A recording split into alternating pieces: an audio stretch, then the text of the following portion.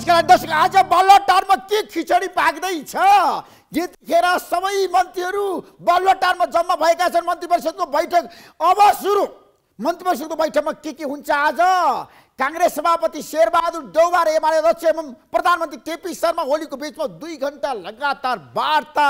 Governor नियुक्तिमा अब ढोका खुलेकै हो त? हामी यस बारेमा विशेष चर्चा गर्न चाहन्छौँ। गभर्नर नियुक्तिमा समस्याको समाधान भएकै हो त? आज हामी यस बारेमा विशेष खुलासा गर्न चाहन्छौँ। साँच्चै नेपाल राष्ट्र ब्याङ्कलाई गभर्नर चाहिएको छ। हामीले बारम्बार भनेका छौँ, नेपाल राष्ट्र ब्याङ्कको गभर्नर बन्नको लागि तानातान थियो। कांग्रेस र एमालेको बिचमा सहमति भयो। नेपाली कांग्रेसले पाउने निर्णय भइसकेपछि कांग्रेसले कसलाई गभर्नर बनाउने भन्ने बारेमा व्यापक रूपमा बहस भयो। आज प्रधानमन्त्री र कांग्रेस सभापतिको बीचमा वार्ता जारी छ। साँच्चै वार्तामा के भयो? अब कांग्रेसले कसलाई अगाडि सार्यो? गुणाकर भट्ट गभर्नर बन्न नसक्ने साँच्चै वास्तविकता के हो? उहाँको राजीनामा के कारणले स्वीकृति भएन? हामी यसबारे पनि विशेष चर्चा गर्न चाहन्छौँ। र नेपाल राष्ट्र ब्याङ्कको गभर्नर बन्नको लागि उहाँको राजीनामा स्वीकृति हुनु पर्थ्यो। र गभर्नर नियुक्ति सिफारिस समितिमा पनि अझै पनि कुनै निर्णय भएको छैन, बैठक बस्न सकेको छैन। महाप्रसाद अधिकारीको विरुद्ध सर्वोच्चमा रिट परेको छ। हामी यसबारे पनि चर्चा गर्न चाहन्छौँ। अब के होला त? आज सहमति होला त? नेपाली कांग्रेस र एमालेको बीचमा ज्ञानेन्द्र ढुङ्गानालाई नेपाल राष्ट्र ब्याङ्कको गभर्नर बनाउनको लागि मन्त्रीहरू पर्खिरहेका छन्। दुवैजना शीर्ष नेताहरू बैठकमा गफ गरिरहेका छन्। गभर्नर नियुक्ति आज टुङ्ग्याउने कांग्रेसले बटम लाइन दिएको थियो। आज जसरी पनि गभर्नर अब नियुक्ति गर्नुपर्छ भनेर कांग्रेस सभापति शेरबहादुर देउवाले प्रधानमन्त्री केपी शर्मालाई बारम्बार भेटेर भन्नुभएको थियो। र कुरा मिलिसकेपछि पनि किन विलम्ब भयो? हामी यस बारेमा विशेष रूपमा चर्चा गर्न चाहन्छौँ। आज एउटा सहमति गर्नै पर्छ। रातभरि बसेर भए पनि सहमति गर्नुहोस् र नेपाली कांग्रेसले पनि योग्य मान्छेलाई गभर्नर बनाउनु पर्छ।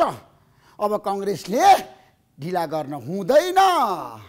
यतिखेर एउटा प्रश्न उठेको छ, गुणाकर भट्टलाई गभर्नर बनाउन समस्या छ। किन भन्दाखेरि अहिलेको कायम मुकाम गभर्नर निलम ढुङ्गानाले उहाँको राजीनामा स्वीकृत गर्नुभएको छैन। त्यसैले कांग्रेसले ज्ञानेन्द्र ढुङ्गानालाई अगाडि सार्न सक्छ। यसबारेमा धेरै चर्चा गर्न चाहन्न, तर एउटा सहमति हुनैपर्छ। नेपाल राष्ट्र ब्याङ्कले आज गभर्नर पाउनै पर्छ र गभर्नर नियुक्तिमा अब ढिला नगरौँ। व्यक्ति स्वार्थभन्दा माथि उठेर देश र जनताको लागि काम गर्ने हो भने अब देशलाई गभर्नर चाहिएको छ। आज बालुवाटारमा मन्त्री परिषदको बैठकले एउटा महत्त्वपूर्ण निर्णयहरू गर्दैछ। के निर्णय गर्दैछ त?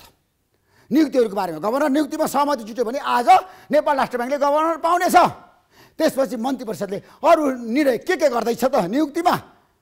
र नेपाल भारत बीचको सम्बन्धलाई अगाडि बढाउन कुनै कसर बाँकी नराख्ने नेपाल सरकारको भनाइ र भारतले आतंकवाद विरुद्धको लडाइँमा जुन किसिमको निर्णय गरेको छ, पाकिस्तानलाई आक्रमण गरेर, त्यो निर्णयलाई अब नेपालले साथ दिने।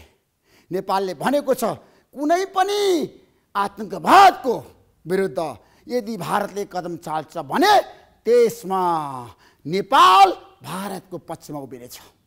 आज नेपालले निर्णय गरिसकेको छ। त्यसैले हामी यसबारेमा पनि विशेष रूपमा चर्चा गर्न चाहन्छौँ। भारतले मिसालै आक्रमण गर्यो र 9 ठाउँमा त आतंकवादीको अखडा थियो, त्यो ध्वस्त पारिदियो भारतले पाकिस्तानको। अब के होला? सबैको ध्यान त्यतातिर केन्द्रित भएको छ र नेपालले बोलेको छ आज। र नेपालले स्पष्ट रूपमा आफ्नो धारणा सार्वजनिक गरेको छ। नेपालको धारणामा के छ त?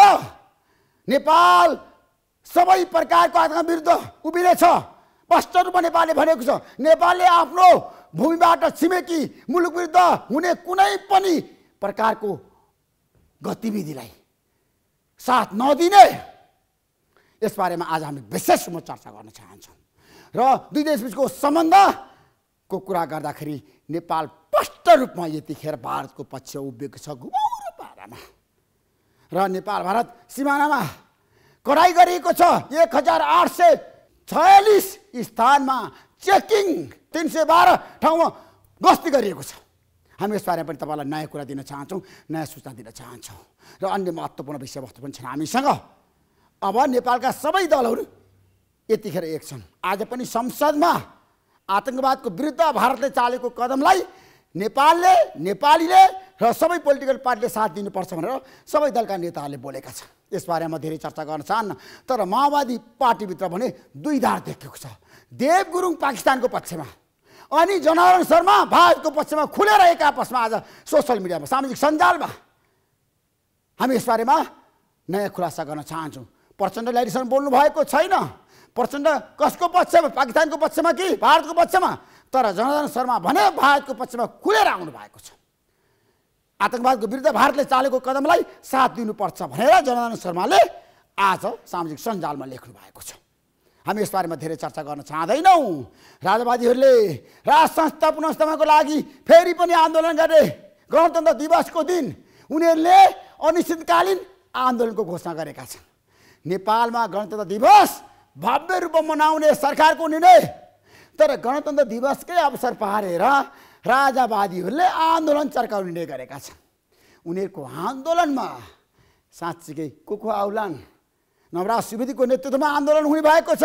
राजेन्द्र निग्दे, कमल थापा, केशरबहादुर बिष्ट सबैले साथ दिने राजावादीहरू एउटै ठाउँमा र पूर्व राजा ज्ञानेन्द्र शाहले राजावादीहरूलाई बोलाउनु भयो। उहाँले भन्नुभयो नवराज सुवेदीको नेतृत्वमा तपाईँहरू आन्दोलनमा जानुहोस्। राजेन्द्र निग्देलाई, कमल थापालाई, सबैलाई पशुपति शमशेर जवारा सबैलाई भन्नुभयो। त्यसैले आज अन्ततः आएर राजेन्द्र निग्देल पनि नवराज सुवेदीकै नेतृत्वमा आन्दोलनमा जान तयार हुनुभएको छ। यसबारे म धेरै चर्चा गर्न चाहन्न। राप्रपाका वरिष्ठ उपाध्यक्ष रविन्द्र मिश्रलाई पक्राउ गरेको आज 22औं दिन फेरि हिरासतमा राखेर 5 दिनको लागि म्याद थप भएको छ अनुसन्धान गर्नको लागि। र अन्य महत्त्वपूर्ण विषयवस्तु पनि छन् हामीसँग। के छन् त तपाईँलाई हामी नयाँ कुरा दिन चाहन्छौँ। आज देशको कुरा गर्दाखेरि आज गृहमन्त्री रमेश लेखकको भनाइ छ। उहाँले भन्नुभएको छ राजावादीलाई कडा चेतावनी दिएका छन् उनले। संविधान विपरीत कुनै पनि गतिविधि सही नहुने गृहमन्त्रीको भनाइ छ। संविधान विपरीत जानेहरूलाई छोडिँदैन गृहमन्त्रीको भनाइ। तीन कुनै क्षेत्रमा पूर्वराजा समर्थकहरूले गरेको प्रदर्शनमा के भयो, हिंसात्मक आन्दोलनमा सबै कुरा थाहा छ। सरकारले त्यसलाई अत्यन्तै गम्भीर रूपमा लिएको पनि गृहमन्त्रीले बताउनु भएको छ। संसदमा गृहमन्त्रीले रेशम चौधरी किन पक्राउ गरेको भनेर सोधियो, त्यसको पनि उहाँले जवाब दिनुभएको छ। सरकारले पक्राउ गरेको होइन, त्यसमा सरकारको संलग्नता छैन भनेर गृहमन्त्रीले स्पष्ट भन्नुभएको छ। यसबारे म धेरै चर्चा गर्न चाहन्न। अन्य महत्त्वपूर्ण विषयवस्तु पनि छन् हामीसँग। के छन् त हामी तपाईँलाई ताजा अपडेट गराउन चाहन्छौँ। देशको अहिलेको अवस्थाको बारेमा, राजनीतिक घटनाक्रमको बारेमा। अब देशको राजनीतिक घटनाक्रम कसरी अगाडि बढ्छ? काङ्ग्रेस एमाले गठबन्धन जुन सशक्त र प्रभावकारी रूपमा जाने, सरकारले अब डेलिभरी दिने।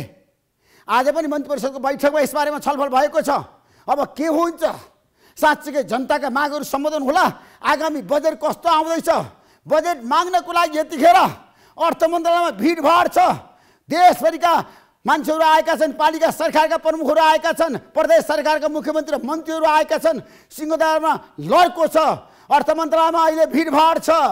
आफ्नो क्षेत्रको लागि, गाउँको लागि, विकासको लागि बजेट माग्नेहरू यतिखेर सिंहदरबारमा सबै मन्त्रीहरूको कार्यकक्षमा जानुहोस् त, त्यहाँ कार्यकर्ताहरूको भरिभराउ छ। यसबारे म धेरै चर्चा गर्न चाहन्न। केही समयको विश्रामपछि आउनेछु।